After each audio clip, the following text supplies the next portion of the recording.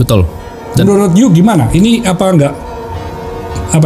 dengan volatility yang begitu tinggi, barusan ini juga turun sampai 25% Ya, kan, betul. Bagi orang bisnis ya, rasanya nggak terlalu cocok gitu.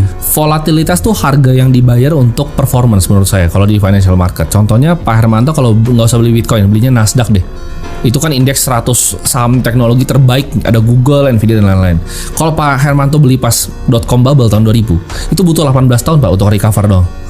Iya ya. Jadi jauh sekali itu, jadi rugi 18 tahun. Orang harus bisa nahan, baru dinaik, baru dapat CAGR 19%. Jadi CAGR Nasdaq yang orang gembar-gemborkan 20% per tahun, itu sebenarnya butuh nahan 18 tahun rugi Pak untuk dapat itu. Sama seperti menurut saya. Maksudnya gini, kalau pengusaha ini kan lihatnya 1 tahun 2 tahun.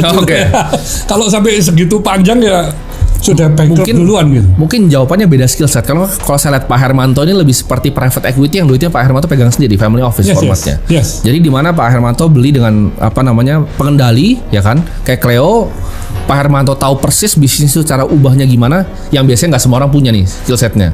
Karena Pak Hermanto kan udah puluhan tahun nih di Avian, udah bikin bisnis banyak. Jadi ketika lihat bisnis tuh udah tahu, orang presentasi 2 kali udah paham.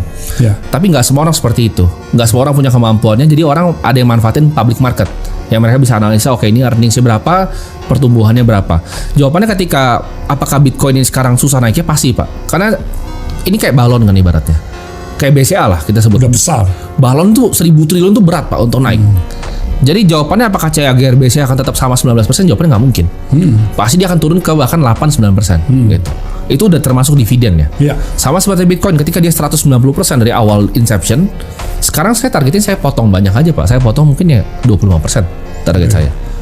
Cuman kalau Pak Hermanto bisa beat, kalau Pak Hermanto kan Cleo kan mungkin kalau menurut Pak Hermanto bisa beat itu. Jadi Pak Hermanto nggak perlu invest di Bitcoin. Tapi buat orang yang nggak punya aksesnya untuk private